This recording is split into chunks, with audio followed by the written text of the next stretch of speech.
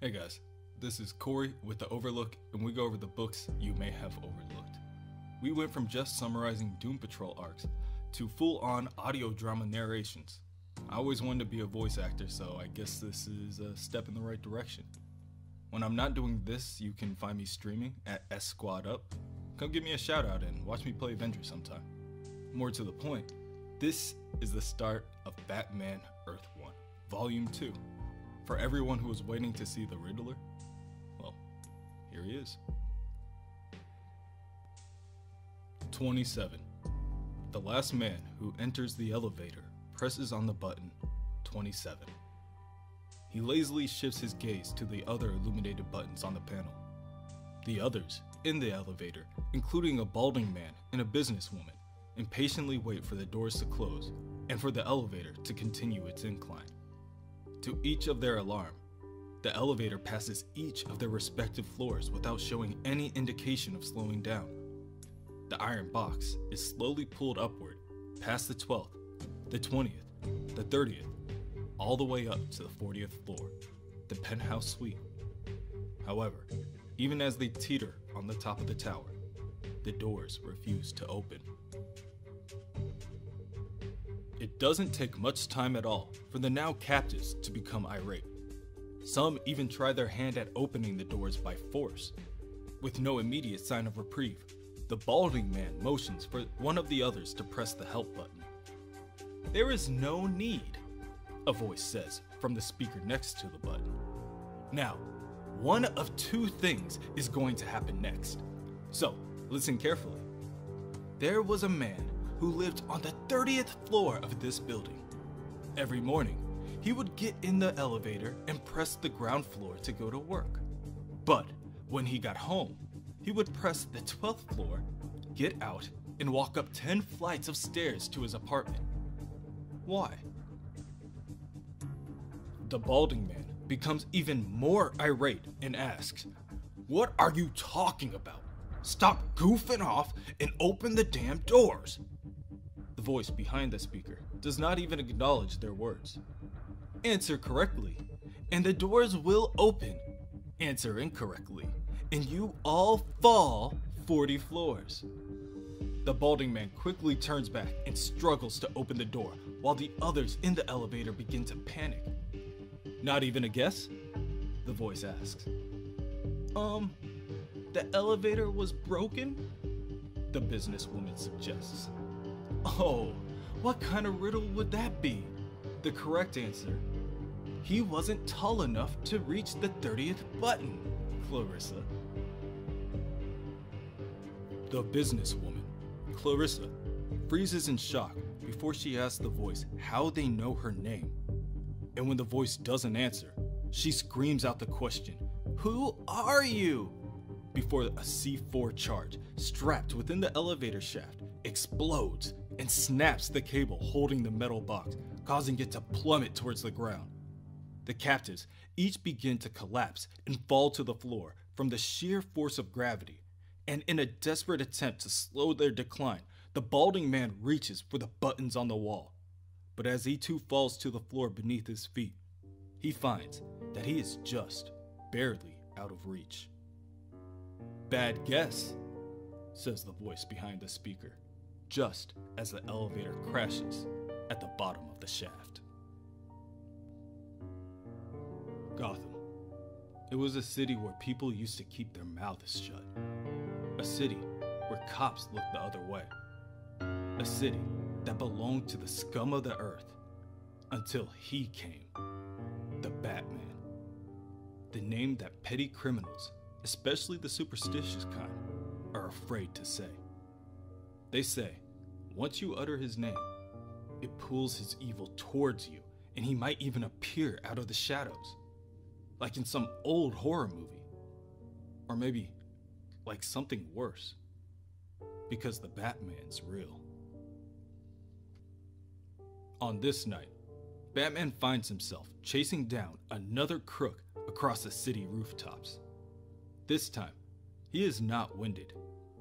This time, he does not need the aid of a broken tool.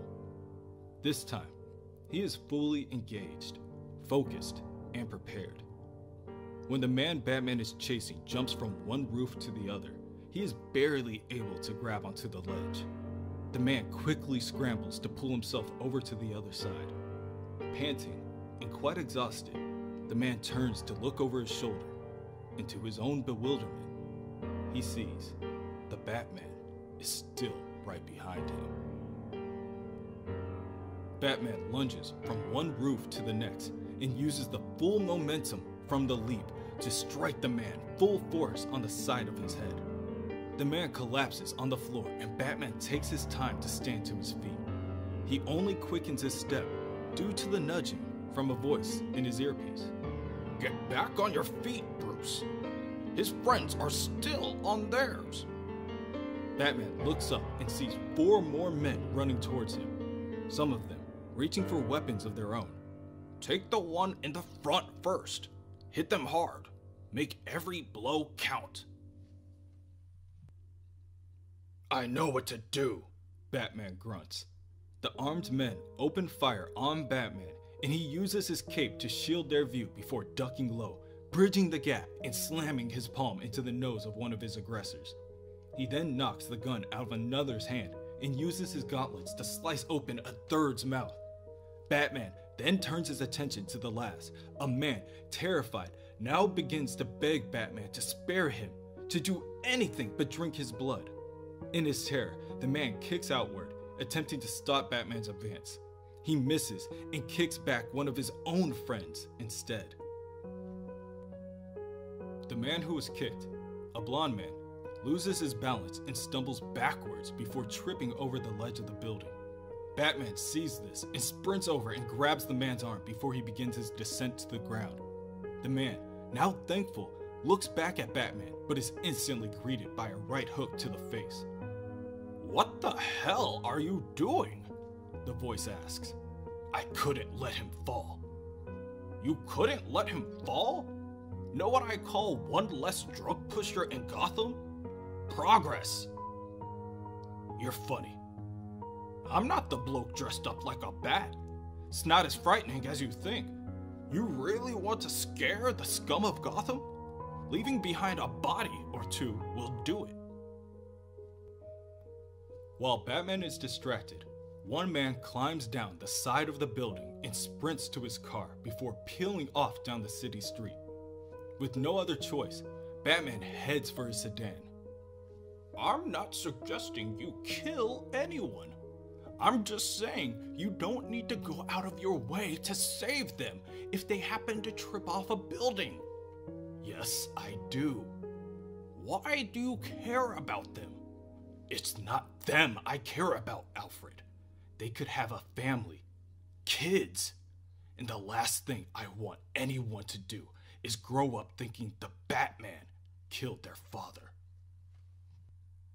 Batman starts the car and speeds off down the street after the last man standing. It doesn't take long for Batman to catch up, but after a sharp right turn at the streetlight, Batman's sedan slides off the side of the road and collides with a nearby fire hydrant. The force of the initial collision causes the car to spin out and crash into a nearby pizza-faced carrier van. Smoke begins to rise from the grille of his vehicle, and Batman watches as the criminal's car skirts off into the distance and out of view. Bruce, are you alright? Batman takes a chance to lower his cowl and tells Alfred, I'm gonna need a faster car. The police are here to pick up the others. And they'll probably be back on the streets by sunrise, thanks to Harvey Dent. I know you don't want to hear it, but if you're going to make Gotham a safer place, we need to rethink how we're going about it. You should come home now. Dinner's getting cold. Batman hears the ding of their toaster oven in the background. Don't tell me it's cottage pie again. Alfred takes a second before responding. I'll order a pizza. Elsewhere, within Wayne Industries, Lucius Fox and his team are diligently at work. Bruce Wayne wants a what now? One team member asks. A race car. A race car, Mr. Fox? Equipped with a naturally aspirated V8 and a carbon composite monocoque chassis. There are some other bells and whistles listed here, along with some personal modifications he requested. The team of scientists each begin to bicker amongst themselves. When will it end? Mr. Wayne just had them spend the last 3 months making spelunking equipment narrowed down to the size of contact lenses. They just finished. Lucius smiles and tells them, if it's any consolation, Mr. Wayne's authorized me to increase all of your salaries by 40% and to establish trust funds to cover your children's college tuitions. Even your triplets, Linda. Mr. Wayne said, it's the least I could do for all the trouble I put them to.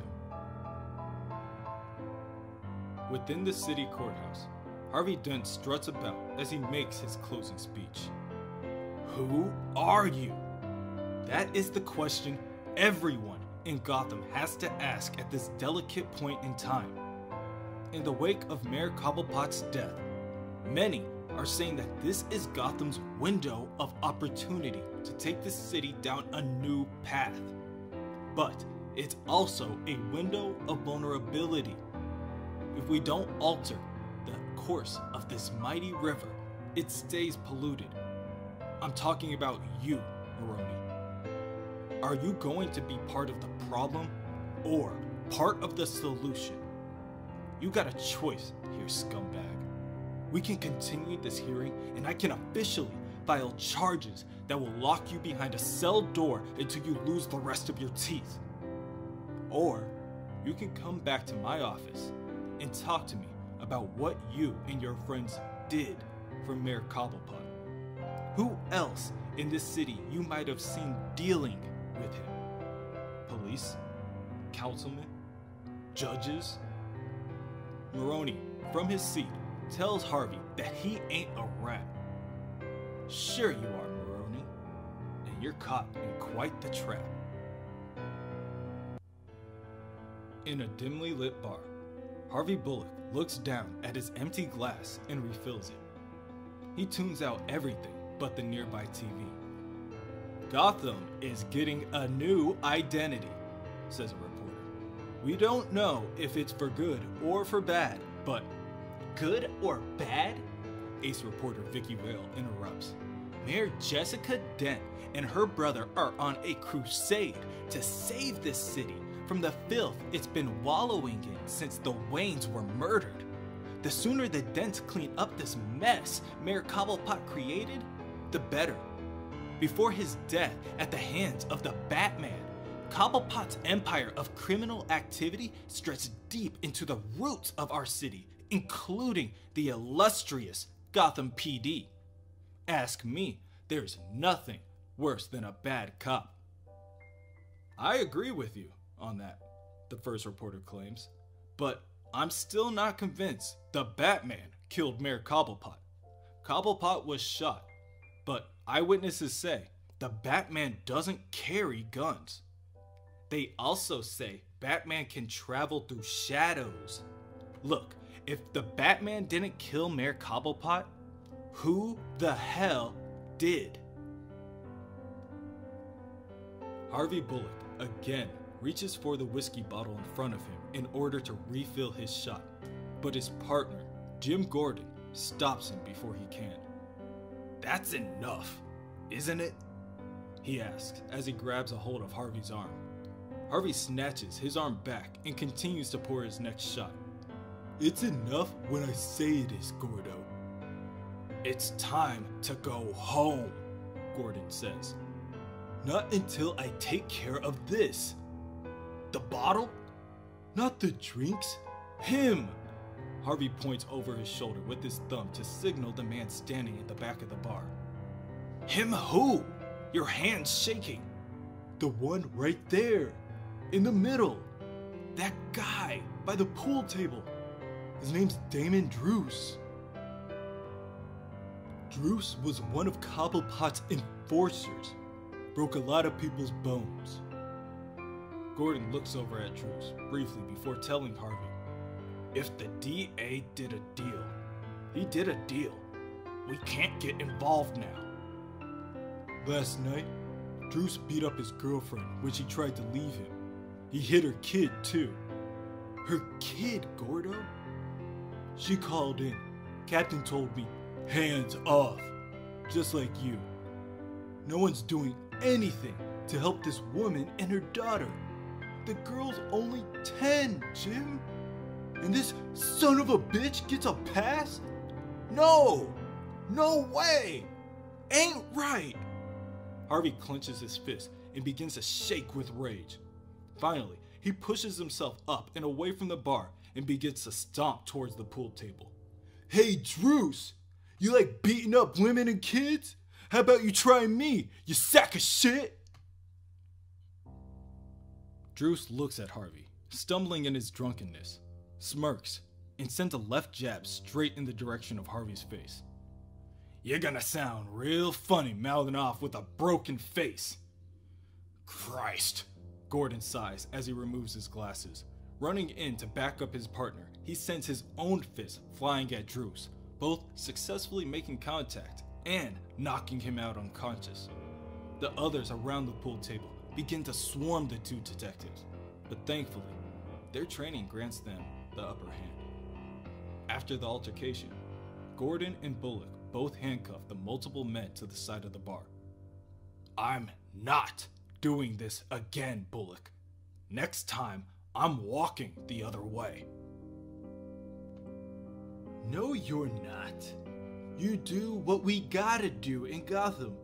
Bad cop, remember? Not anymore. We can't lower ourselves to their level like this. We have to be better. When you first came to Gotham, you reminded me of that. You reminded me of what it meant to be a cop again. That was before I knew Gotham. Fresh off the bus, when I still had Hollywood stars in my eyes and palm trees up my ass. You're a mess, Bullock. I just need another drink. You need to go home. I'm staying here. When I'm off duty, I'm off duty. Hell, when I spend my nights doesn't concern you anyway. Nights? Gordon asks before dragging Harvey towards the front of the bar. He pushes the door open and throws his partner on the ground. Harvey looks up and is utterly blinded by the light from the shining sun. It's 10 in the damn morning. You've been on duty for 3 hours, Bullock. For 3 hours, I've been looking for you in every bar in the neighborhood. Jim, Harvey begins as he tries to stand to his feet. I'm sorry. I don't know which way is up anymore. No one in this city does right now. And no one has the easy answer to fix this. But we'll find it. You and I. Gordon, with a saddened look in his eye, attempts to help his partner back to his feet. Look, we've all been through a lot, Harv. But suddenly, Gordon is interrupted by his police intercom. Detective Gordon, Detective Bullock, Captain wants you two over at the Gotham Towers. We got bodies. Within Wayne Manor, Alfred inspects the damage done by the previous car crash. He has always known that Bruce was a bad driver, but this was something else. Lucky for him, Lucius already has his team working on another car. That being said, Alfred must admit that Bruce is getting pretty damn good at beating up bad guys. If they were to keep score, that would be at least 3 dozen since he took out the birthday boy 6 months ago. Though, most of them were released after they met with the district attorney Harvey Dent. However, before they can continue their conversation, Bruce and Alfred are interrupted by a doorbell. Neither being the type to invite company over results in this unexpected intrusion to cause them both to raise an eyebrow. Bruce urges Alfred to try and keep up appearances. He is still posing as a butler, after all. Alfred puts down his tools, washes his hands before heading to the door. To his surprise, he hears a voice that he hasn't heard in quite some time. "Hello, Alfred," says the voice as he begins to open up the door. Blimey, look who it is! The mayor herself. Bruce, you've got a visitor. Bruce approaches as Alfred closes the door behind him. Admittedly, he's at a loss of words when he sees Jessica Dent standing in his foyer. "It's been a long time, Bruce," she tells him as they slowly approach each other. At first, they both move on instinct, but something within the two of them tells them to stop. Jessica then holds her hand up to shake Bruce's. "It's nice to see you," she tells him. "It's been since graduation, I think." "Your father's retirement party, actually." "Last year? You were there?" "Briefly. Your brother saw me out before I could say hello. Harvey never did like me. And you." Bruce leads Jessica out of the house and through the front yard. "I'm assuming your brother doesn't know you're here?" "He does, actually." "I heard the district attorney's office is cutting deals with every criminal being brought in. Why would you allow that?" Jessica throws her hands up in defense, telling Bruce, "The criminals destroying Gotham aren't only in the streets, Bruce. They're also looking down on this city from above. That's why I'm here. What I'm going to tell you, you cannot tell anyone. It could get me and my brother killed. We have evidence that the Cobblepot's criminal operations have been taken over by a group of 5 city officials. Cobblepot's empire is still active because of them. We don't know who they are, but they could be anyone. I can only trust 2 people in this entire city right now, Bruce. My brother, of course, and you." Bruce stares back at Jessica and doesn't speak. The silence is broken only by the ruffling of leaves blowing in the wind. "Me?" he finally asks her. "We've barely spoken to one another for years. Our history aside, you're renowned for your self-ostracization from the rest of Gotham. You hide in this mansion like Willy Wonka in his chocolate factory. You never come out into the real world, but you have to, Bruce. Gotham needs a symbol of hope." "Isn't that what the Batman's become?" "The Batman?" Jessica snaps back. The ludicrous notion causes her to avert her eyes from Bruce for a moment. "People are afraid of the Batman. We need someone who inspires people, Bruce, not someone who scares them." At this point, Bruce is more than confused on what Jessica actually wants from him. "So, what do you want me to do?" he asks her. "I want you to roll your sleeves up and get out there like your mother and father did. Help me fight to turn Gotham into the city your parents wanted it to become. When we find these 5 officials, and we will, it's going to send a shockwave throughout Gotham. The people could lose faith in this city again, just like they did after your parents were killed. But if you put yourself out there, they'll have someone to look up to when it happens. Gotham may have lost its king and queen, Bruce, but it still has its prince. If you really want to honor the memory of your father and mother, help me. Please, Bruce." Jessica reaches for Bruce's hand, but he is quick to pull back. "Jessica, I'm sorry I couldn't be there for you. I made mistakes. This isn't about us. We can't let our own past, who we were, get in the way of something as important as this. We need to move beyond it.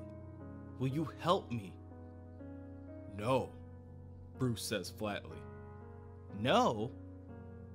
No. I can't put myself out there like that. If you need money, I can write a check. Any price. The two begin to leave and walk in opposite directions. Jessica says one last thing before she does. Money isn't going to save Gotham. People are. Bruce, I understand more than anyone what losing your parents did to you. And I'm sorry for that. You know how sorry I am. But it also broke Gotham's spirit. Your parents were going to save this city. And now, someone else has to. Bruce walks back into the house, only to see Alfred waiting on him. You're a stronger bloke than me, kid. A girl like that asked for my help. I don't think I could turn her away. And how are you? Bruce tells Alfred what Jessica just told him. There's a group of people who have taken over Cobblepot's operations. People she's probably working alongside. She needs to flush them out. I know someone who can help her. The Batman? No. Detective Gordon. Elsewhere, at the bottom of the elevator shaft, Jim Gordon awaits for the forensic specialist to finish his sweep of the crime scene. Apparently, the rest of the forensics team is literally waist deep in shit. There was another attack in the sewers by the monster called Killer Croc. Also, at the moment, Detective Bullock lays asleep within the police car.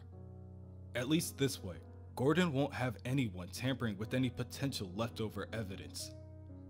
The forensic scientist leaves the area to return to his own truck, and once he is out of sight, Batman appears from the shadows. Gordon hears the footsteps coming and looks at the ground behind him. Batman, he says, you're stepping on evidence. Evidence?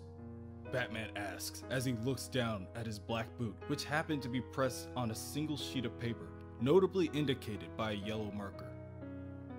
I thought this was an accident. Right. There was a maintenance man working on the elevators yesterday, but whoever he wasn't sent by the building or the city. Hey, watch where you put your hands too. The leather on your gloves will smudge any fingerprints. You're not much of a detective, are you? That's not my job. So, your job is just beating up the bad guys? Who taught you that would solve anything? I mean, I know you're out there. The whole city knows that now.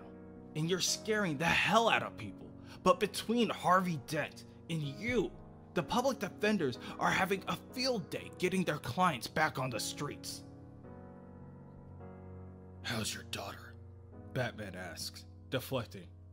Far away from Gotham, studying computer science at Berkeley. But that's not what you're really saying, is it? You saved her, so I owe you. You need a favor. Batman tells Jim everything that he learned from Jessica earlier that day. Word is that there are 5 people who have taken over Cobblepot's criminal network. People who have yet to be identified. But they work for the city. Gordon walks over to a nearby blacklight in order to show Batman the last piece of evidence. How do you know this? He asks. I just do. Can you help me find out who they are? The two men stand and watch as the blacklight illuminates a giant question mark painted on the back of the elevator wall. Batman asks, why would someone want to kill an elevator full of people? They could have had a vendetta against the towers. A recent evictee, maybe. I've got to call this in. You should go. But I'd like to help you out, Batman. I just need more information. Especially if I'm looking for 5 corrupted officials, which Gotham has no shortage of. Get me more to go on. Until then, I've got to go. On the way back to the precinct, Detective Gordon shows Detective Bullock all of the evidence they have accumulated thus far. Harvey looks at the image of the large question mark on his cracked phone and asks, "You sure this is connected to the elevator crash, Gordo? Maybe it was just some kids." Forensics found traces of the same paint in the elevator shaft and in the call box. The call box? Whoever blew the cable was talking to them for some reason. We would have found them by now if he hacked into the phone line. He replaced the whole call box with an SRD, didn't he? A short-range device? A two-way radio broadcasting less than a single watt. How did you know that? Before Jim can finish the question, he turns around and Harvey is throwing up in a nearby dumpster. Maybe you should go home. Take the day. No. People got killed. We have work to do. The two finally arrive back at work and they are informed that the captain would like to see them. And he has a guest. The detectives proceed into the captain's office, already knowing what waits to greet them. District Attorney Harvey Dent. And he is more than angry. Are these the 2 idiots I've been waiting for? You two knowingly assaulted an informant this morning. Detective Gordon steps forward to defend his partner. Mr. Dent, if I can explain, you don't need to. Your partner, Detective Gordon, spoke directly to Vice, who spoke directly to my office, who, without question, delivered a direct order to stay the hell away from Damon Druce. Bullock, rearing back from the verbal assault, tells Dent, I don't recall that conversation. You smell like you wouldn't recall much of anything, Detective Bullock. But according to everyone you spoke with, you used several expletives. The captain, Captain Loeb, attempts to reason with the 2 detectives, asking if Gordon has anything to say on the situation. I have something to say, Captain Loeb, Bullock begins, but is quickly interrupted. I'll handle this, Gordon tells him. We did call it in. Bullock did. And we were only keeping tabs on Damon Druce when a fight over a pool game broke out. They spilled their drinks all over us. We didn't have time to change before we were asked to hit the towers, which turned out to be a hell of a crime scene. Captain Loeb once again speaks up to defend his 2 detectives. It sounds like an unfortunate case of unavoidable circumstances, Mr. District Attorney. Harvey glares at the captain before stomping out of the office. However, he makes sure to leave the detectives with one last word. Either of you so much as glance at one of my informants again, and I'll have your badges. Do you understand? I'm going to clean this city up. And when I do, half of this precinct is going down. I know a bad cop when I see one. Or when I see 2. Elsewhere, within City Hall, Bruce and Alfred impatiently ride the elevator up to the 28th floor. Every few moments, Bruce adjusts another piece of clothing. His tie, his collar, his sleeve. Stop fidgeting. I'm not used to this. You're way out of practice, boy. This isn't a social call. I'm only here for more information on the 5 officials. And once I get it, I'll talk to Detective Gordon. Enough with him! Detective Gordon doesn't know you, or what you're doing, or why. I can trust him. I wouldn't trust any cop in Gotham. Right now, they have their hands full. But one day, you keep this up, and we do clean up Gotham. They'll come for you. Bruce. Gordon will. He'll break down the mansion doors and come for both of us. And you can bet I won't go down without a fight. Just be careful about getting Jessica too involved. The two arrive at Mayor Dent's office, and Alfred leaves both Bruce and Jessica to speak in private. Bruce stands in the middle of the room and keeps his eyes on the skyline behind the floor-high windows. Jessica distances herself. She leans on her desk and tells him, "I'm glad you called, Bruce. I had a few more questions for you." "Sure." "Do you have any other leads pointing you towards the 5 people who have taken Cobblepot's place?" I ask that because if I'm going to put Wayne Enterprises out there, and that includes the board and the many talented people who work for the company, I need to be assured that none of them are involved in this. Jessica assures Bruce that there is no one at Wayne Enterprises that he has to worry about. And to prove to Bruce that she is trustworthy, she calls out her brother, Harvey, who had been hiding up until this point. At the first sight of him, Bruce flashes back to the verbal beatings Harvey used to berate him with. "Wayne," Harvey says as he stares down the billionaire. "Hello, Harvey. Jess and I are putting everything on the line talking to you. She trusts you. That means I trust you too, Wayne." Harvey walks over and hands Bruce a tablet. "What is this?" "The reason I've gotten so many criminals talking is that I'm making a conversational map.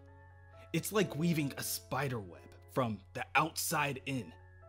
Every time I make a deal with someone, I fill in a little more of the web. It's starting to coalesce around 5 institutions in the city: the police department, the housing commission, public works, the city council, and the state court. Someone I probably see every single day. This is bad, Wayne. This city can't get any worse." That night, at the Rene Magritte showcase, the wealthy and affluent of Gotham converge. They stare in awe at the exhibits. It is said, of course, Magritte was a man well ahead of his time. His paintings captured the essence of identity and lack thereof. Perhaps he wanted the viewer to think about who they are as an individual. Some would say his works are enlightening. However, there is a new exhibit that the masses cannot ignore. A work titled The Riddle. One of the museum curators inspects the painting, attracting the gathering crowd, and tells them that she doesn't recognize the exhibit at all. "Well, that's because it's new," says a voice from behind the speaker. The onlookers stare back at the painting in confusion, each wondering and waiting for what's to come. And that is when the voice from behind the speaker asks them, "It smells like green paint. It pours like purple paint. And it looks like a white van. What is it?"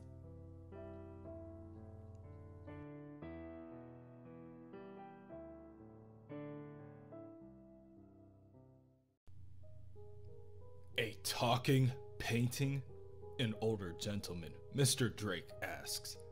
"Is this some kind of joke?" The voice from behind the green painting tells the man that they don't tell jokes.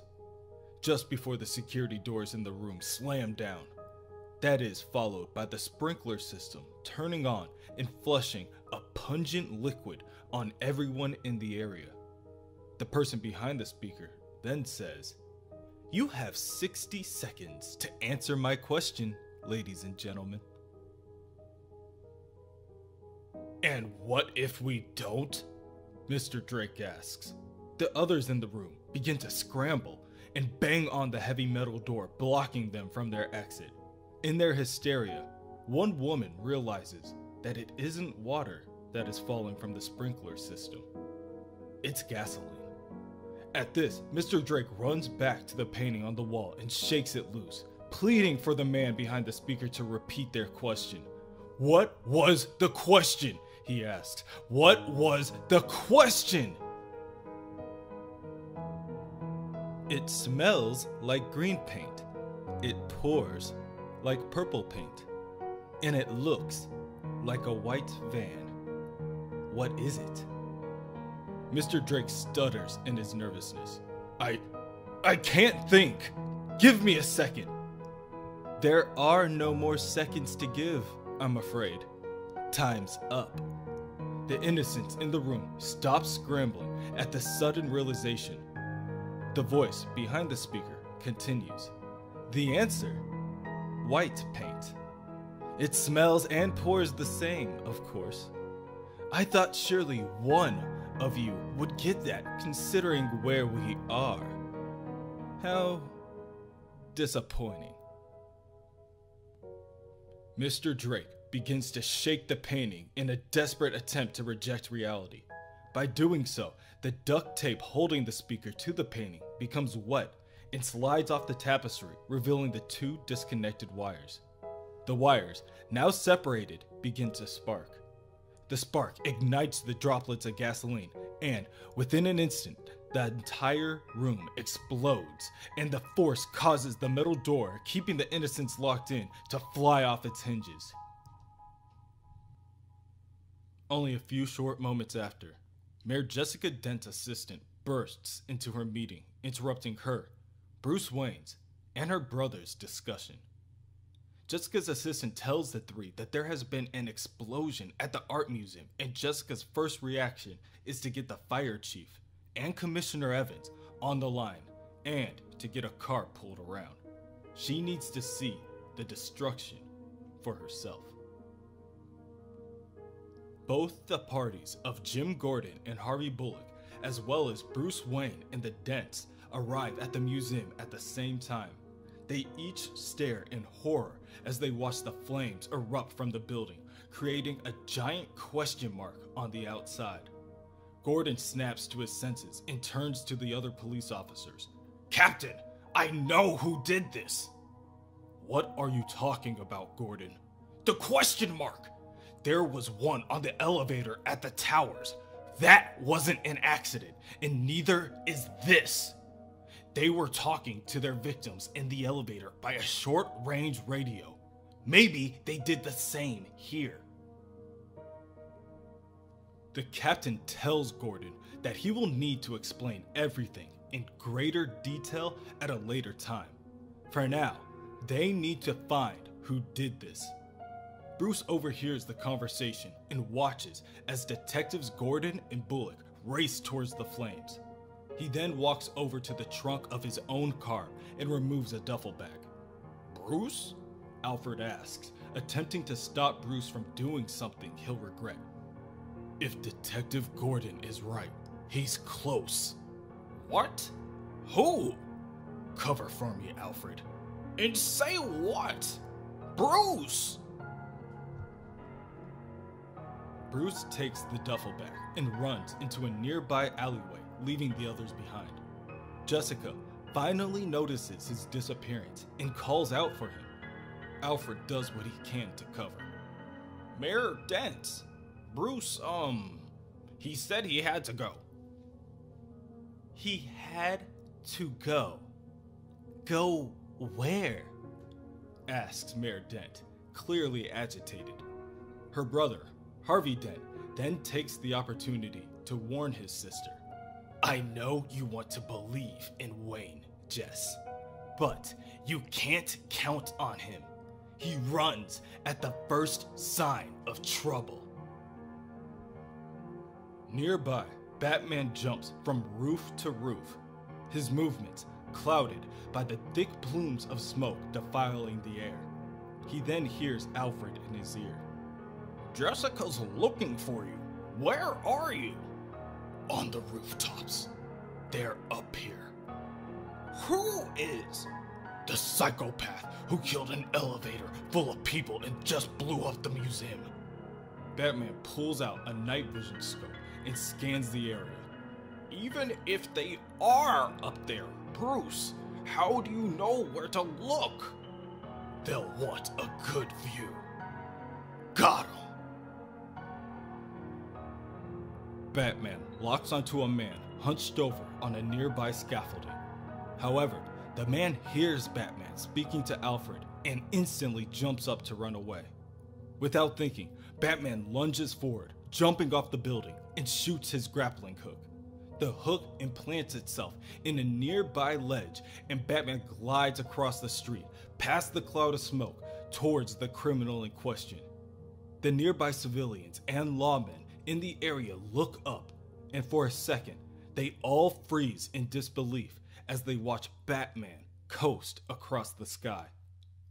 "Jim!" Harvey Bullock yells out to get his partner's attention. "What the hell is happening to this city?"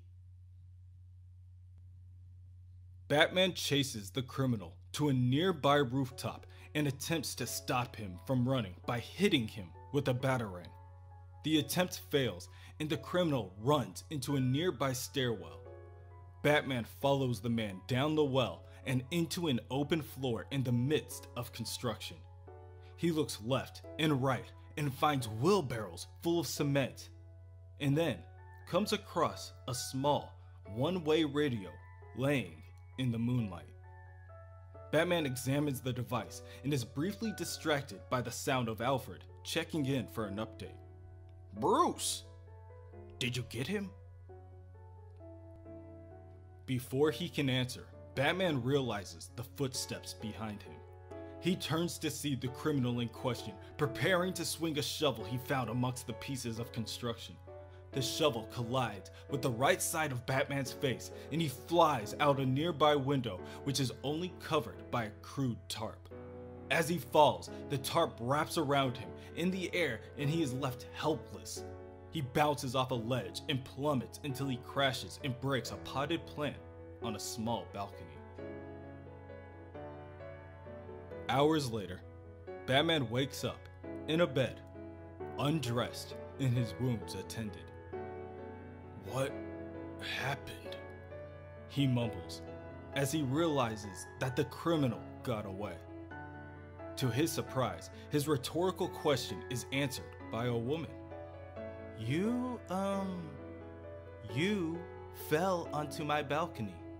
I can't believe Batman's in my bedroom."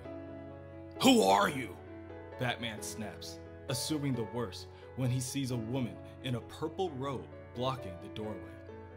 "Can you please keep it down? I've got a 6-year-old sleeping in there." Batman groans while struggling to stand to his feet. "You have a pretty deep cut on your shoulder. I'm no nurse. I did the best I could, but I figured you wouldn't want me calling 911. No, thank you." Batman finds his cape and shirt and gloves sitting on a nearby chair and starts to put them on. "You work out a lot," the woman says. I mean, my kid loves you. Most of Gotham does. Most of Gotham trusts you more than the police." "I thought they were afraid of me." "Only the people who should be, right? Besides, we all know it's not true."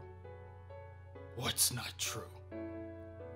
"You didn't kill Mayor Cobblepot. They said he was shot, but you don't have any guns. Just these." The woman pulls out one of Batman's batarangs.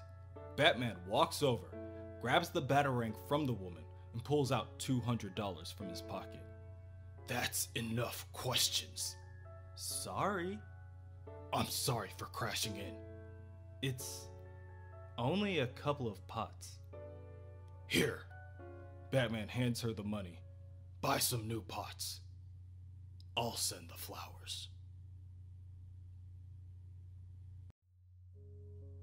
Later, back within the manor, Alfred touches up Bruce's stitches. I thought you were dead, Alfred mumbles, without making eye contact. Who stitched you up anyway? Dr. Frankenstein? She did the best she could, Bruce says flatly. She? A woman. I crashed into her garden after the bomber pushed me off the building, but I did get something for my trouble. Alfred finishes up the last stitch, and Bruce gets up from the table and walks over to his batsuit and other equipment. He points to a small device laying in a plastic bag. A short-range radio. Alfred scoffs. That doesn't seem like a great consolation prize. I'm hoping Detective Gordon can pull some fingerprints or trace the serial number. Detective Gordon? You're going to him again! Bruce begins to re-equip his suit and tells Alfred without looking, unless you can do all that. Alfred, moving the topic of discussion, asks, why the hell are you still insisting on wearing that damn spandex anyway? You go out there without a gun against the blokes with them. You should be wearing bloody body armor. Bruce finally looks back at Alfred and says, do you know what body armor says about a guy? It says he needs body armor. Elsewhere, within the mayor's office, Mayor Jessica Dent is trying to piece together the night's events. Her brother, District Attorney Harvey Dent, is struggling to comprehend why Bruce Wayne would just up and leave like that. For one, he explains to his sister, Bruce hasn't tried to contact them. For all they know, Bruce could have been part of the criminal empire they are striving to take down. Harvey can already piece it together. Yeah, Bruce is rich, but he's not satisfied. You can see it in his eyes. He wants something more, and Harvey doesn't like it. So much so that Harvey has taken up checking on Bruce at his work. And come to find out, Bruce doesn't work. He just stops by Wayne Enterprises to pick up rock climbing gear. The guy's got Arkham blood in his veins. He was creepy when we were kids, Jess, and he's creepy now. As Harvey finishes his last opinions on the last Wayne, the two siblings are interrupted by Jessica's assistant. Someone dropped off a package. Batman is able to deliver the short-range radio to Detective Gordon. They later meet in an alleyway so that Gordon can update him. The Gotham PD forensics team weren't able to find any fingerprints on the device, but they did find trace amounts of sewage. The two walk over to a nearby sewer grate, and Batman asks Detective Gordon to teach him forensics, crime scenes, where to look and how to look. Gordon tells Batman that he will in time, but for now, they must focus on the sewers. They call it Arkham's Labyrinth, he says. At the manor, Alfred shuffles to the front door. If he were to pick one thing that annoyed him the most about his interminable guise as a butler, it would have to be answering the damn door. Even on a night such as this, when the rain is pouring heavy, someone has managed to make it past the front gates and all the way to their doorbell. And they won't stop pressing it.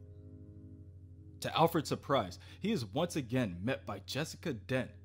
This time, she is drenched head to toe and is holding the small green box that was delivered to her office. She urgently asks to speak with Bruce, stating that it's important. It's very important. Batman descends into the sewers. Even before his conversation with Detective Gordon, he was already well aware of Arkham's Labyrinth. There are tunnels that stretch around the city and loop into one another. Others that go on for miles to dead ends. People have gone in there and never come out.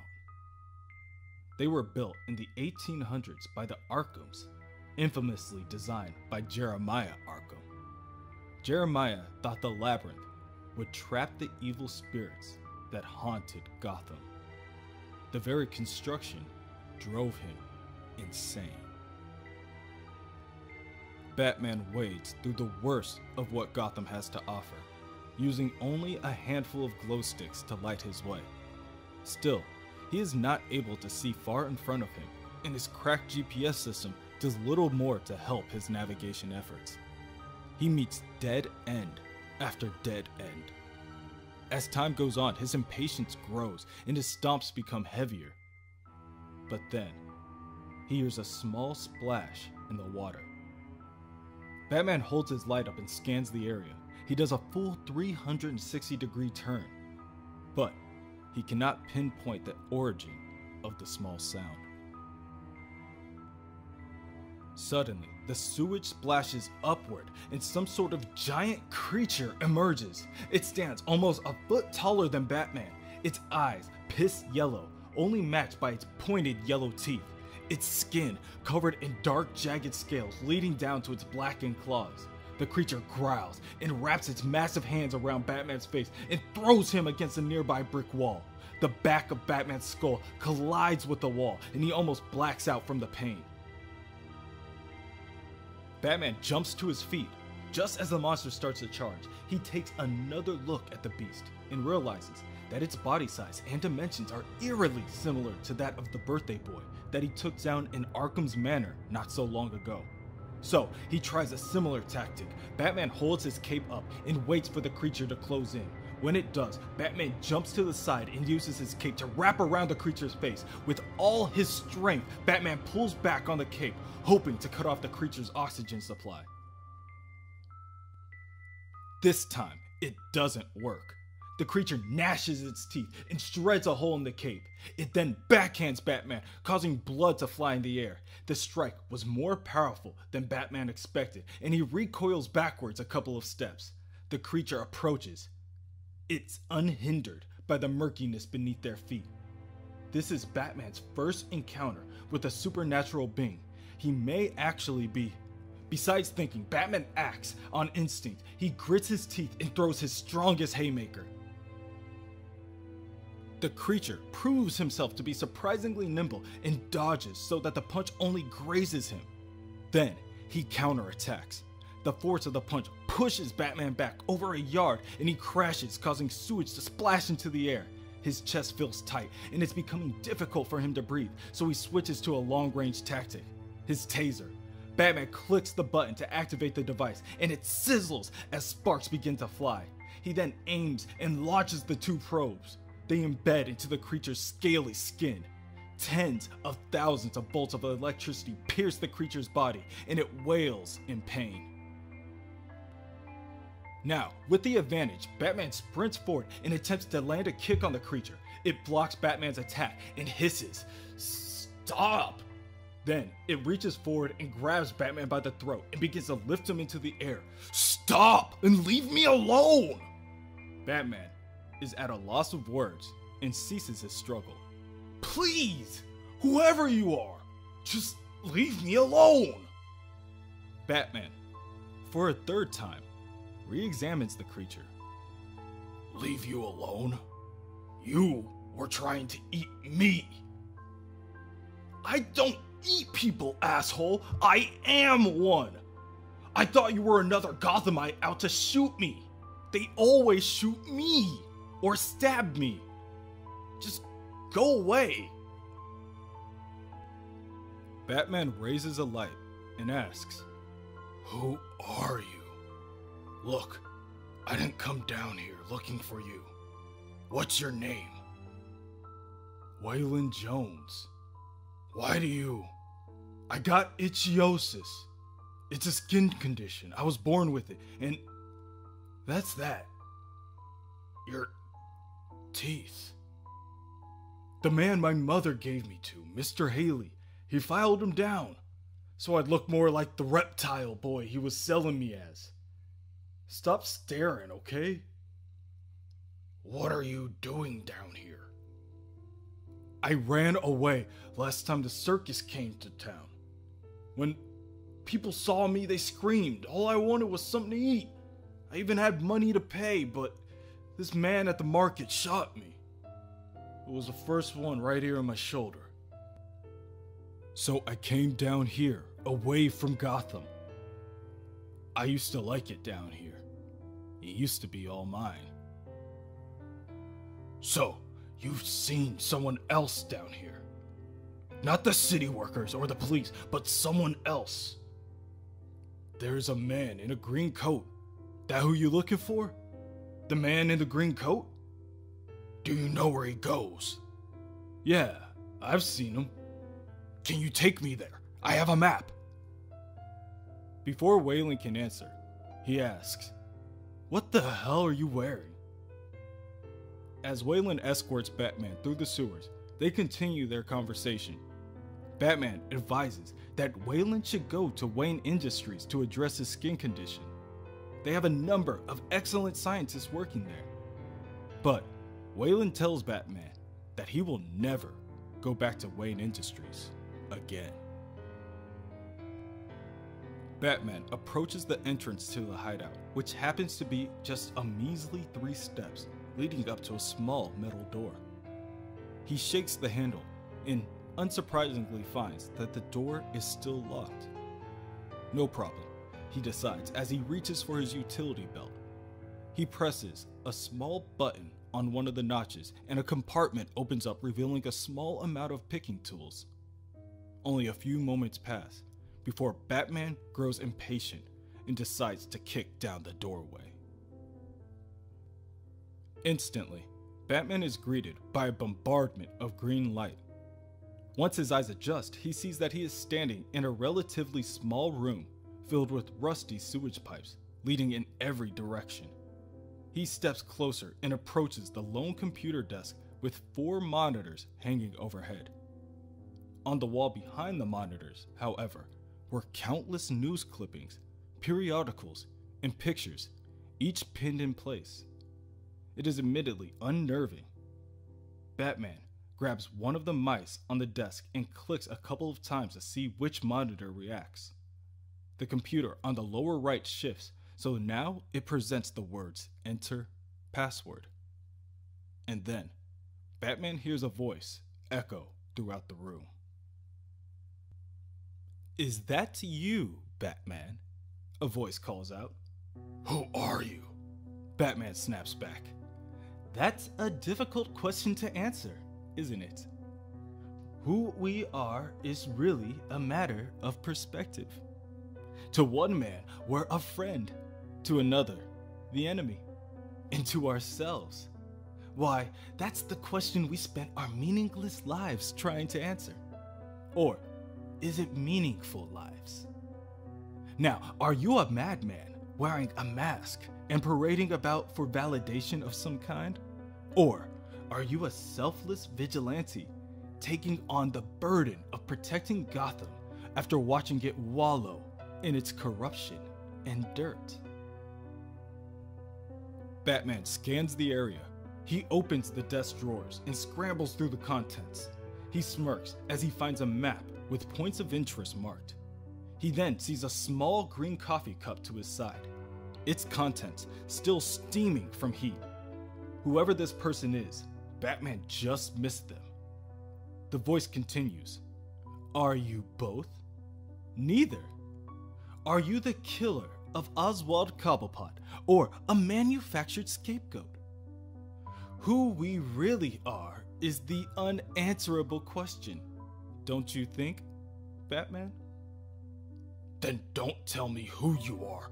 Tell me why you're doing this.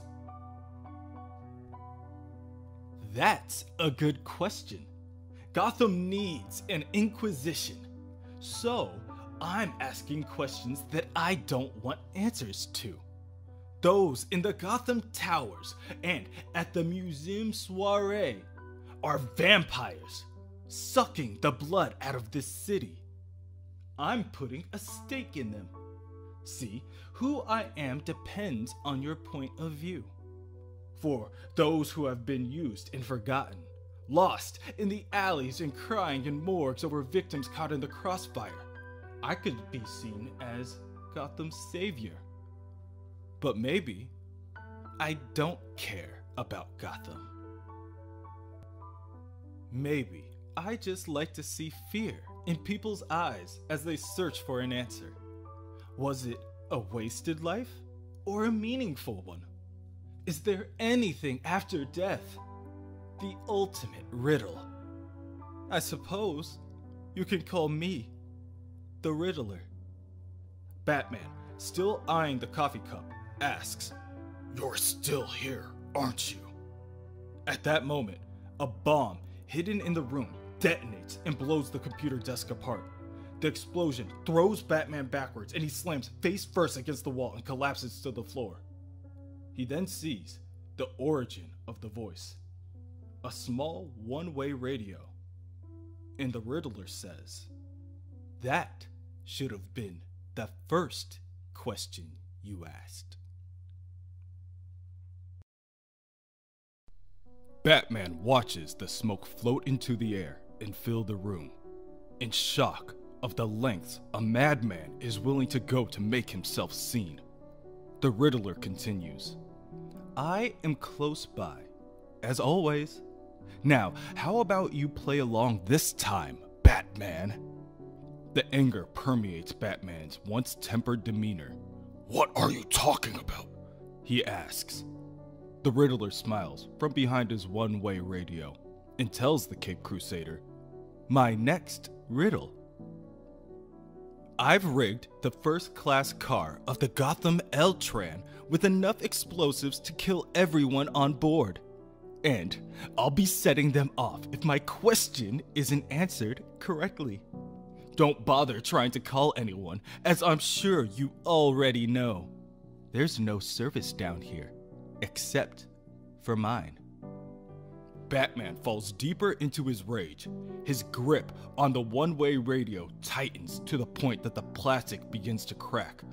"Don't do this," he orders the Riddler. "I won't if you win. So, here's the deal, Batman. Take my radio with you. I'll give you directions to the train, which is en route, and once you get there, I'll ask my question. If you answer correctly, the explosives will stay quiet. If you don't, boom. Go, or I'll set the damn thing off right now." Batman cracks another light and sprints out the room.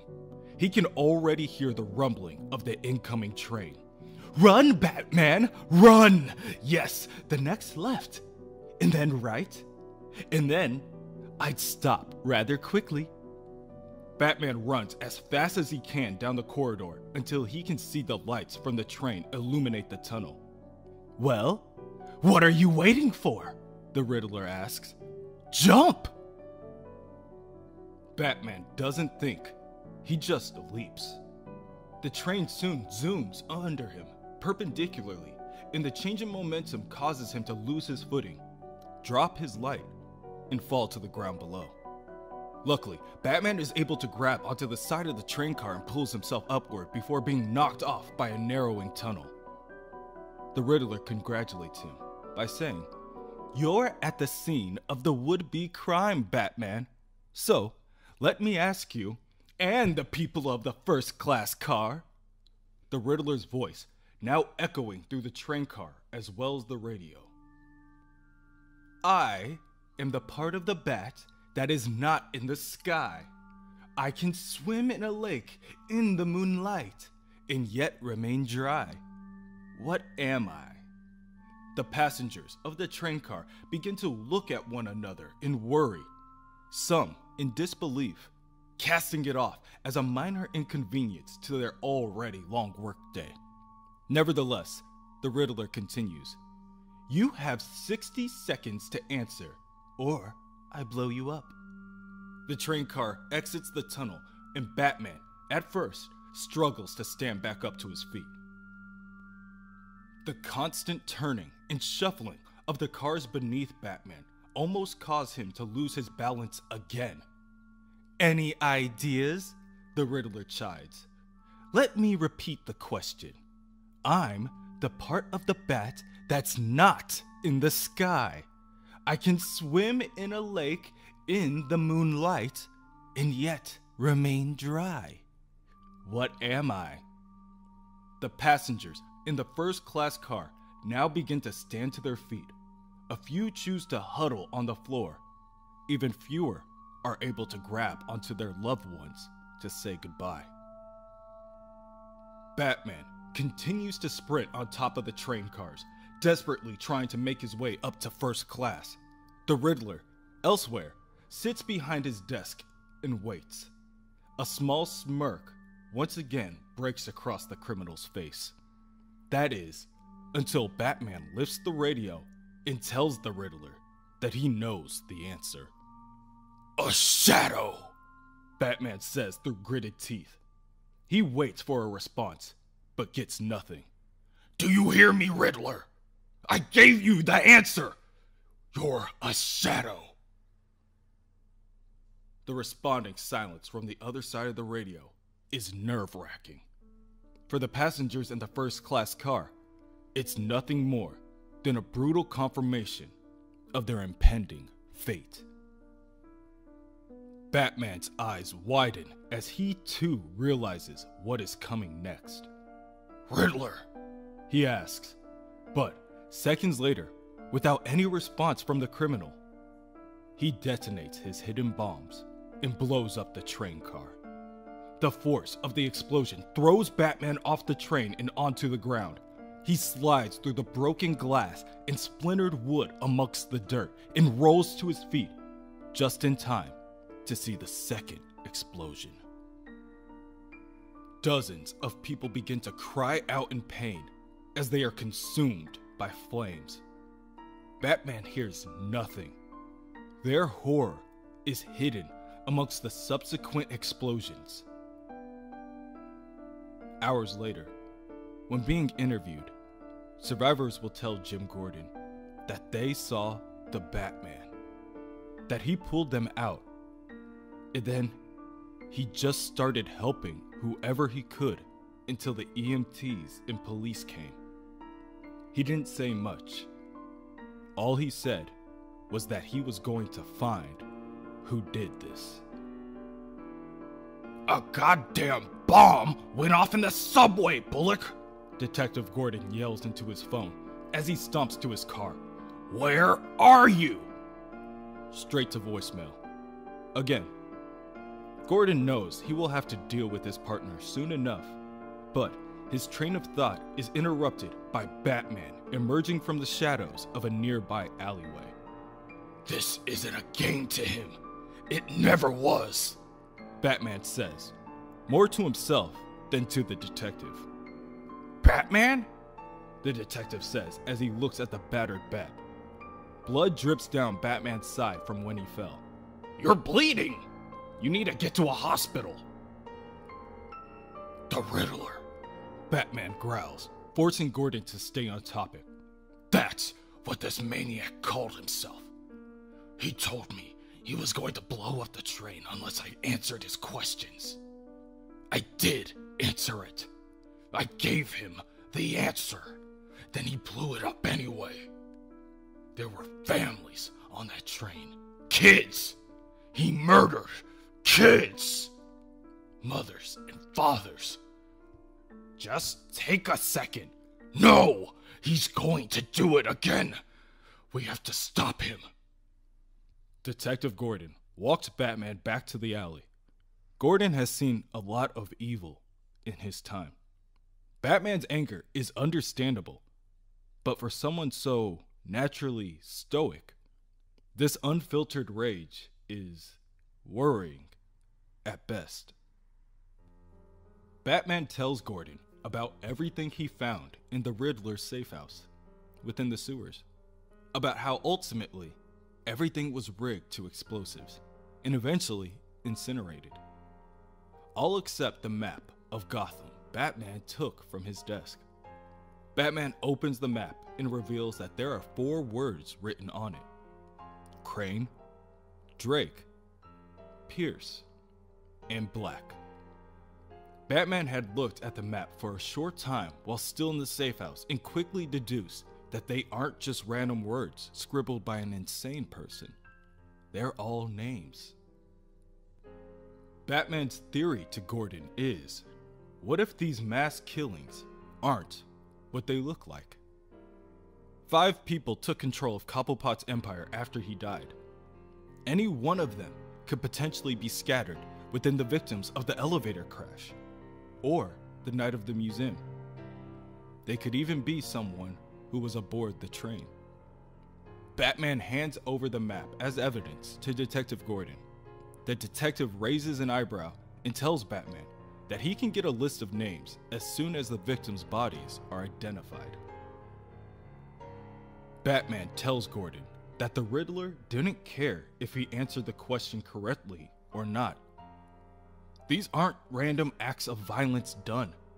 The Riddler is all an act to cover up the real murders. He's killing many to hide one. At that moment, Batman suspects that one of the 5 names is taking out the others within their ranks. Detective Gordon scoffs and takes back what he said. Batman is an okay detective after all. Batman returns to the shadows, but not before throwing the detective an all-black cell phone with one button on it. "A bat signal," Batman says, before disappearing into the night. At Wayne Manor, Mayor Jessica Dent places the green box on a desk and begins to remove its contents for Alfred to see.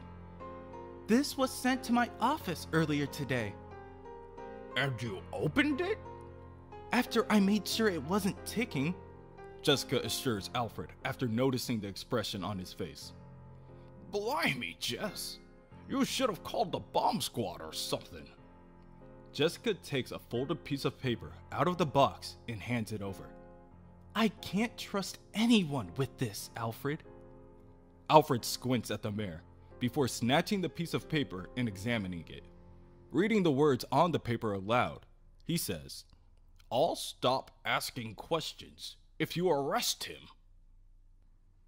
"Arrest who?" Alfred asks. The cheap sound of confusion hides his growing worry. Jessica holds up another object, a stuffed doll made to resemble Batman, with a question mark where the face should be. "Batman?" Alfred asks. "What does he want with Batman? And why come here with this?" "Alfred," Jessica says sympathetically. Before she can continue, she is interrupted by a phone call from her brother, District Attorney Harvey Dent. Alfred watches as the mayor's disposition turns to one of dread. Her conversation is short. When it's over, Jessica tells Alfred that there has been another explosion and runs out the door, leaving him with the box. Bruce waits for Jessica to close the front door behind her before revealing himself from behind the bookcase. "Alfred."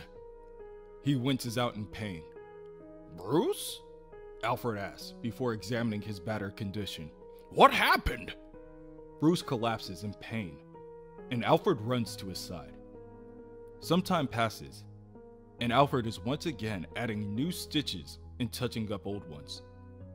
He tells Bruce, "I don't know how you were standing as long as you were with a 4-inch piece of shrapnel in your side. I told you, you need some kind of body armor." "Are we done yet?" Bruce asks, annoyed. "So," Alfred begins as he changes the subject, "you gave all the information on the Riddler and his victims to the cop?" "To Detective Gordon, yes."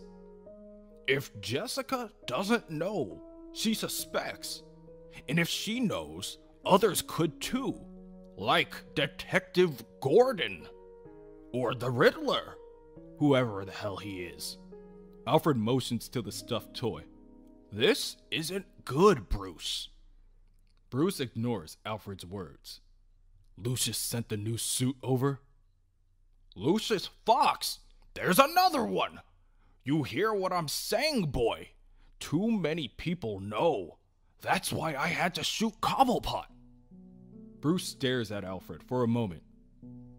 You told me you shot him because you thought he was going to kill me. And I did. You cannot tell Jessica. You have to figure out some way to get her off your trail. I need to tell her so she can help us find the Riddler. You can't have her and be Batman, Bruce, Alfred snaps. You made that choice a long time ago, not me. You're not a man anymore. You're a weapon. That's what you asked to be turned into. Weapons are designed to hurt people. You don't want to hurt her. Later, Bruce receives a call from Detective Gordon with updated information about the case. Batman takes this information directly to the mayor. He arrives at Jessica Dent's office and throws the Batman toy on her desk. How long have you known? He asks her. Since the moment you told me you thought Batman was a symbol of hope for this city. Only he would think that. Bruce takes a step closer to Jessica. I'm trying to help Gotham. By dressing up and beating the hell out of dealers and street thugs? That's not helping anyone but you vent your anger, Bruce. I'm beyond angry. I made a vow on my parents' grave to take down their killer and the man who orchestrated it, Mayor Cobblepot. But in the end, Cobblepot had nothing to do with their murders. I still don't know who did it. I probably never will. So what's the life plan here, Bruce? I loved your parents too. When we were kids, they welcomed me into your home and their hearts. They were better to me than my own parents ever were. I was devastated when they died. And again, when our relationship did. I thought you needed to focus on what to do with your life, but I never imagined that you would think Batman was the answer. Does the person behind these attacks know who you are? Is that why they're trying to force me to send the police after you? No. I think the Riddler is all about distractions, Jessica. Clarissa Crane from the Housing Commission was on the elevator. Jack Drake from the City Council killed in the museum fire. Alvin Pierce from Public Works on the subway. Jessica is skeptical at first, but she takes the information that Bruce and the detective have accumulated in logs into her computer. They find, according to the city treasurer, each one of the victims had an offshore account that was drained the day they died. Drained to a company called Answers Incorporated. Meanwhile, Detective Harvey Bullock sits in his quiet apartment staring at his glass of whiskey. His phone rings. Come on, Gordo. It's 10 p.m. This time, I know I'm off duty. Gordon tells his partner that there is no off duty for a good cop, especially when they are so close to catching the criminal. No, you are. You and Batman. You don't need me. Detective Gordon convinces Harvey to get ready and go outside. But as Harvey approaches the car, Gordon looks at his phone, bewildered, and mumbles, "That's not. It can't be." "What?" Harvey asks while trying to peek at the phone. Batman gave me a company owned by the killer, but he needed help finding a name behind it. So I asked my daughter to see what she could dig up, given her aptitude for computers. And by God, she found it. This company, Answers Incorporated, It's owned by Bruce Wayne. Detective Gordon makes a call to District Attorney Harvey Dent to request a warrant. When he finds out who the warrant is for, Dent is all too happy to oblige. Within the mayor's office, Bruce and Jessica continue their conversation. I'm sorry I didn't tell you, Jessica. I don't want you getting hurt anymore because of me. Then don't shut me out, Jessica says quickly as she takes her turn stepping forward. We shared the love. We share the pain. Two sides of the same thing, Bruce. The two kiss in the silence of the mayor's office, unaware of what is to come. Meanwhile, at Wayne Manor, a fleet of squad cars paint the windows red. Alfred answers the door to find Jim Gordon, Detective Bullock, and a number of police officers standing ready to greet him. Detective Gordon lifts a single sheet of paper and states, "We have a warrant to search the premises." And then he walks right in.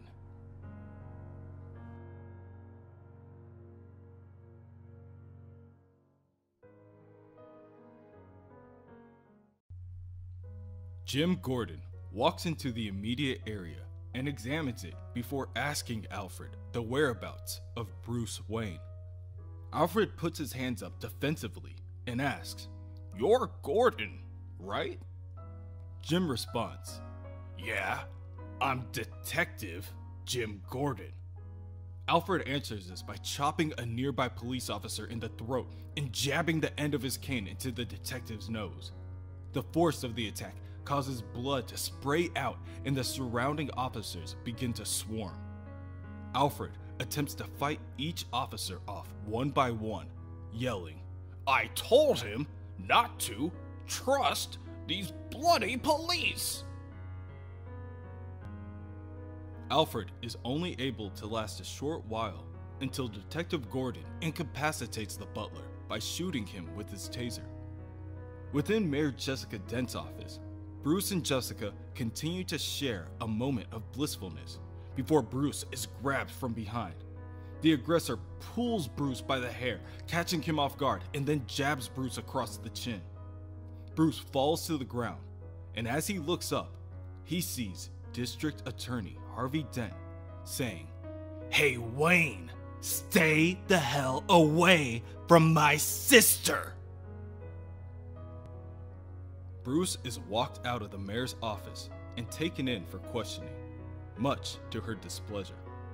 Jessica makes sure before he leaves, she pulls her brother aside and lets him know just what is on her mind. Alfred is arrested. He is escorted to a nearby police car as Detectives Gordon, Bullock, and the rest of the officers scan the manor for any evidence leading back to Answers Incorporated. All they find of any substantial worth is a steel suitcase.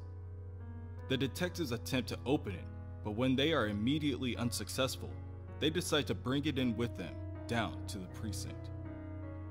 And somewhere, in a small workshop, the Riddler's machinations are complete. "It's time," he says, "for one final riddle."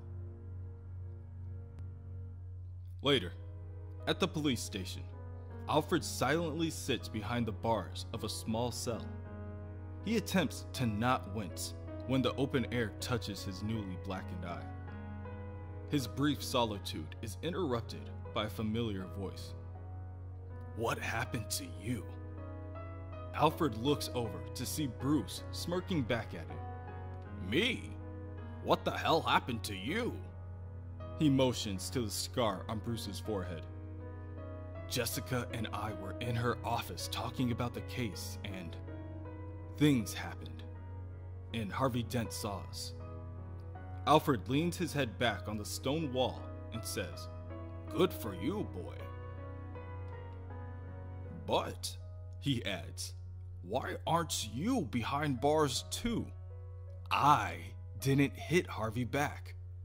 "Bruce, you do know Gordon came to the manor. He must have figured out what we've been doing. I told you that you couldn't trust him.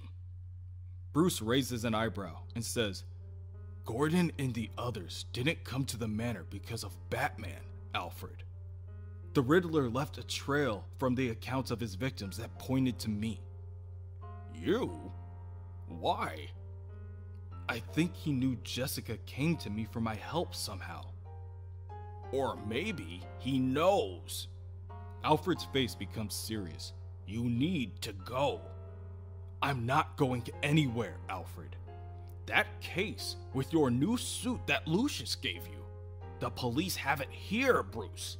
And those locks are only going to keep him out for so long. In the front office, Jessica Dent continues to try to reason with her brother. Bruce Wayne is not the Riddler, Harvey. How do we know that, Jess? He's a loner. He's in Arkham. And we all know the rich always want to get richer. That's absolutely ridiculous. And we were with Bruce when the museum was attacked. Harvey, fuming with rage, ignores his sister's wishes and storms down the hall looking for Bruce and says, Wayne, we have some questions for you. At that moment, all the power within the precinct is cut. The room blackens and the only light comes from small emergency sources scattered around the building. Everyone within the building stops and waits for what happens next. What follows is the Riddler speaking to each of the now captives through a speaker in the station. Good evening, ladies and gentlemen. Officers, Mr. District Attorney, Mayor Dent, Mr. Wayne. I'm going to ask you all a riddle.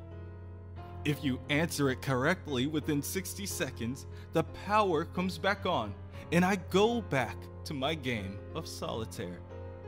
But if you get it wrong, the entire police station will be turned into rubble, and you all with it. Before I ask my question, however, let's make things interesting.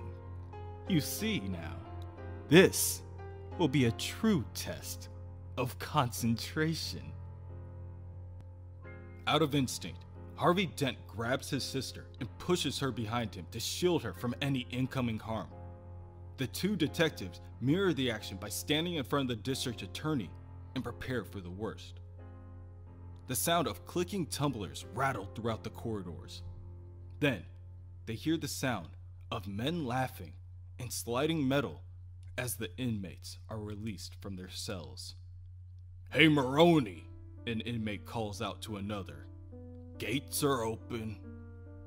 Maroney, a man who had just seen the district attorney in court not so long ago, yells out that the others need to leave Harvey Dent to him. Stay behind me, Jessica, Harvey says while extending an arm in front of his sister. Detective Gordon yells out, Everyone, keep the mayor safe! And then the inmates attack. Jim Gordon and Harvey Bullock go back to back and begin to take a couple of inmates down to create some space. Other officers aren't as fortunate. One officer is overpowered and incapacitated by the mob, and a criminal eagerly pats down the officer's body in search of a weapon. The criminal removes the pistol from the holster and aims it at an unsuspecting Gordon.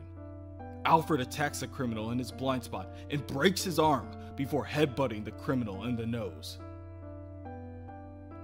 The criminal drops the weapon, and immediately two more inmates run over and tackle Alfred against a wall.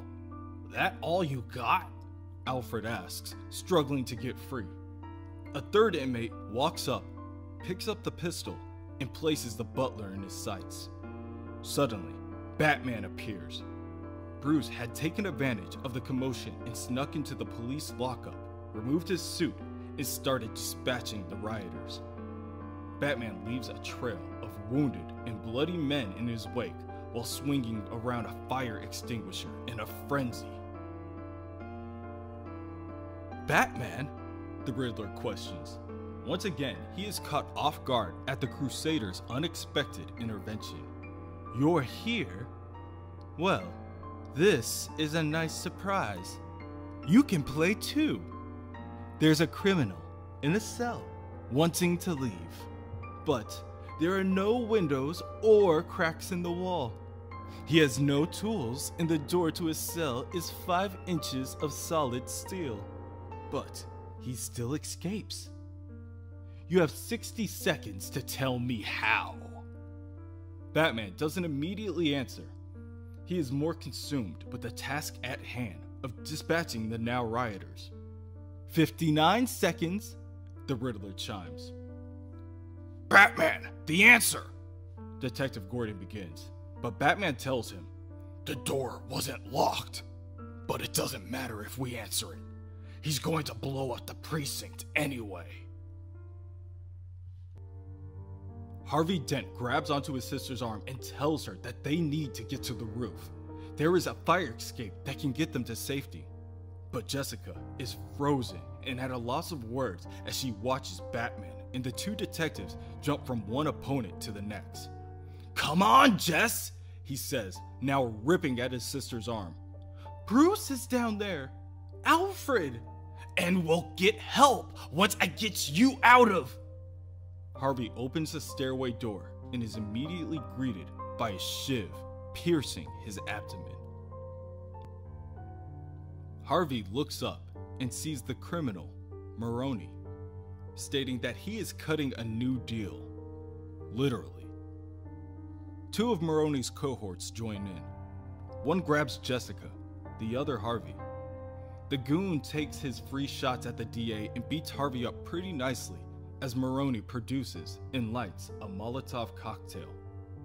Flames begin to dance from the open bottle in Maroney's hands as he holds the makeshift bomb into the air. Screw you, Dent! He yells in joy as he slams the glass bottle on Harvey's face, shattering the glass and spreading the fire. Jessica cries out her brother's name as he begins to howl in pain.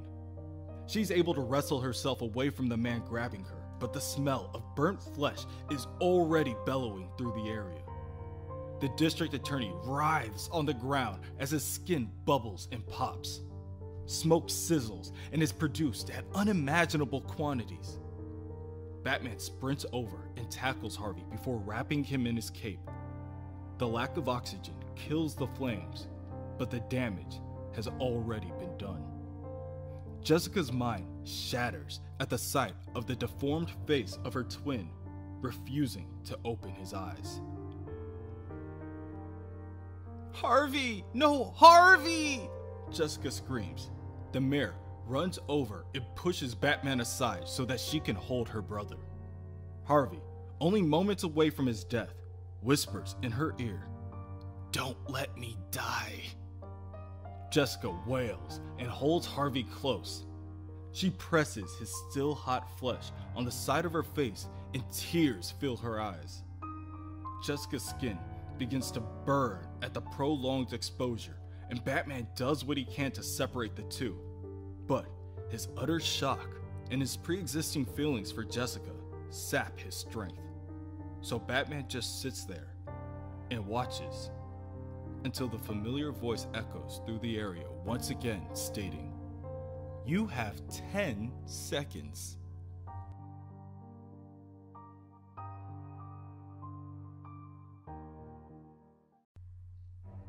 Batman attempts to pull the mayor away from her brother before the prolonged exposure can do any more damage. "Jessica, we need to go now." The mayor turns to Batman, face still steaming, and warns him, "Get your hands off me! He's dead! My brother's gone." She tries to beat Batman's chest in order to distance herself, but she passes out from the stress on her mind. 8 seconds. The Riddler chimes. Batman grabs Jessica and dives out the nearest window. Glass scatters in every direction, and Batman tries to find a safe place to lay the mayor down. 7 seconds. You're gonna be alright. Batman tries to convince himself more than anyone else. Just breathe. 6 seconds. Batman looks to his right and sees a pair of Con and Drum laundry vans sitting just outside the precinct. He runs over and swings open the closest one's door. "Oh, you got me, Batman," the Riddler says. Now, from a speaker within the van, Batman peers in and sees an overabundance of dynamite stacked and scattered within the vehicle. Almost. At that moment, the Riddler backs up the second van and sneers at Batman before speeding away. It's been fun, but the game's over. As soon as I detonate that bomb, the police station and every single person who knows anything about me, yourself included, will be gone. And then, so will I. Batman swings open the door to the driver's side of the van and quickly hotwires the vehicle. He tells the criminal, I have a riddle for you, Riddler. The Riddler, who is only moments away from detonating the bomb, has his interest piqued. There are 2 cars that leave the Gotham Police Department, one 5 seconds after the other, both traveling at approximately 60 miles an hour. The one in front has a trigger to a bomb carried in the second car. The cars are within half a city block of one another. What happens to both cars when the trigger is flipped? The Riddler looks into his rearview mirror and scowls. You want the answer? I know the answer, Batman. Getting ahead of you by 1 city block is the answer. Then, I can make you go boom. The Riddler makes the next left turn at the last second and begins to accelerate, but Batman is right behind him. However, Batman does not make the turn as efficiently, and the front of his van collides with a parked car. Batman is able to keep the van on the road, but is alarmed by the jostling of the explosives in the back. Ooh, watch those corners, Batman. Your cargo is very delicate. You don't slow down, you could be the latest victim of the Riddler, the terror of Gotham. Batman presses on the gas pedal as hard as he can to make up for lost time. The terror of Gotham? You've tried to conceal these murders by building yourself into something bigger than you are. But you're no terror. Batman catches up to the Riddler and rams him off the road. The Riddler's van skirts on the street before rolling down a staircase leading to a walkway near the city sewer. Batman jumps out of the van and sprints down the staircase railway, bellowing, The Riddler is a lie. The Riddler is nothing. Before inspecting the overturned vehicle. To his surprise, there is no one in the passenger seat. You think I'm nothing? Who are you? The Riddler asks from behind. Batman trusts his instincts and dives to the side, predicting the Riddler firing off a shot from his pistol. Batman then bobs and weaves to bridge the gap. He closes in on the Riddler and follows up with a 1-2 punch to the Riddler's chin, saying, You'll never know the answer. It's over. No! The Riddler cries out as he lifts the detonator. Let's answer the ultimate riddle together. Is there anything after death? The Riddler prepares to end it all, but out of nowhere, Waylon Jones, the Killer Croc, arrives and claws at the criminal's back. Waylon's claws draw blood, and the Riddler screams out in pain.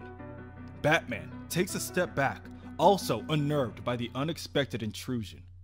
The look on Batman's face causes the Riddler to look behind him, and he is greeted by Waylon roaring and baring his sharpened fangs. In absolute terror, the Riddler fires off another shot from his pistols to stall the beast. When the first shot doesn't work, he lets out 3 more rounds. Waylon falls on his back and begins to bleed out, The Riddler, now in a fit of rage, turns to Batman and says, "Now we die too!" The criminal is seconds away from pressing the detonator, but is stopped once again.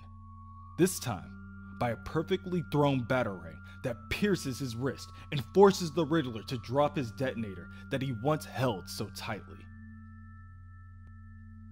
Batman rushes the Riddler and punches him so hard that the criminal flies backwards and collides with the wall. Batman then catches the detonator while it's still in midair and watches as the Riddler slides to the floor, unconscious. Immediately, Batman rushes to Wayland's side. Wayland tells Batman, "I saw police finding the bodies in the subway. I should have done something before, when he was in the sewers." He begins to choke on his own blood. "I didn't want to go back down there anyway." The next day, Jim Gordon walks into the police department and is greeted by a more tidied up Harvey Bullock. "They say Bruce Wayne is paying for all the repairs. You get that, Gordo? We arrest the guy, accuse him of being the Riddler, and he writes a big fat check to the police department." "The city may have underestimated Bruce Wayne. His parents were good people." "You're good people too. When people are drowning in Gotham, they don't often get thrown a life preserver. I don't think I could have survived this place without a partner like you." At this, Jim turns to Harvey and puts a hand on his shoulder. "A friend, Bullock."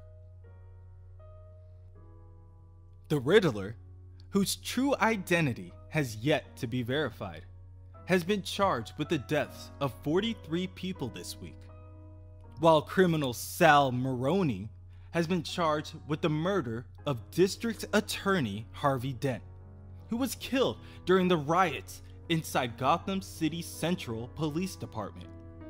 As the Riddler's true motivations are uncovered, arrests are expected to be made.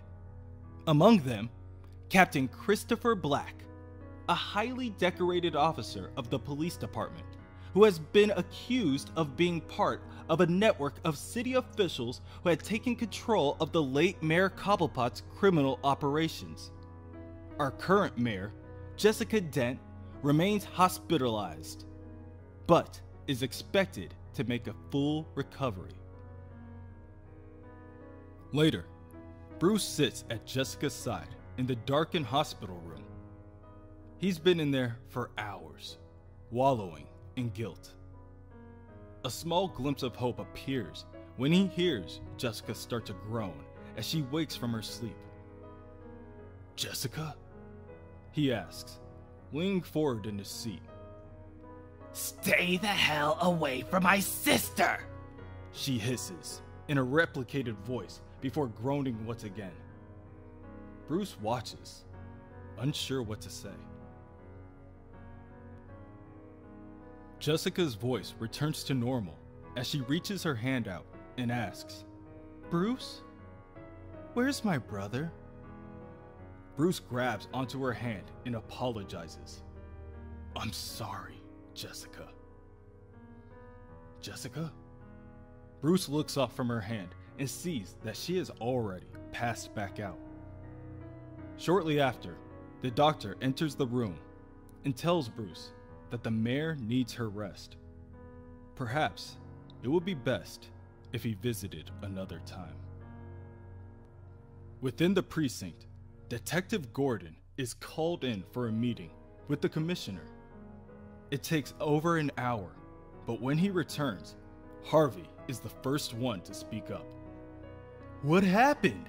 Spill it, Gordo. Commissioner wanna pin a star on your chest?" "No," Gordon responds while nervously scratching his head. "I've been promoted to captain. You're getting a new partner." The other officers begin to swarm Gordon, each taking their turn to congratulate him. Harvey, just solemnly sinks in his seat. Bruce gets a phone call from Alfred with nothing but complaints. I was hoping we could celebrate with this all being over and whatnot, but then you go and drop this on me, Bruce. What am I supposed to do with this thing? Like, what the hell does he eat? A bandaged Waylon Jones sits at the kitchen table and snarls. I eat food, old man. Alfred ignores him and continues the call. He needs a bath. Bruce tells Alfred the man's name is Waylon, and Jessica was right. He can help the city as both Bruce Wayne and Batman, but they are going to need more help to do it. I'll explain when I get back, but top of the list right now is finding somewhere to hide the car, and Waylon knows a place. Car? Alfred asks. What car? Within Wayne Industries, Bruce Wayne's private, exhausted, and overworked research and development team have some complaints of their own. What do you mean Mr. Wayne doesn't want the car anymore? We've been working around the clock to get it done, Mr. Fox. Lucius throws his hands up in defense, explaining, Mr. Wayne has another project in mind. The phone call continues. Bruce tells Alfred, the city has a new chance, and so do we. Uh-huh. Great. Sunshine and rainbows for everyone. One other thing, Romeo. You know the flowers you asked me to send to that apartment? Did you? Tried. The owner was out of town that night you crashed in. His place had been robbed while you were gone. So, don't let yourself go thinking Gotham has been cured of anything yet. See, Bruce, you might have worked out who you are, but in Gotham, you never know who anyone else really is.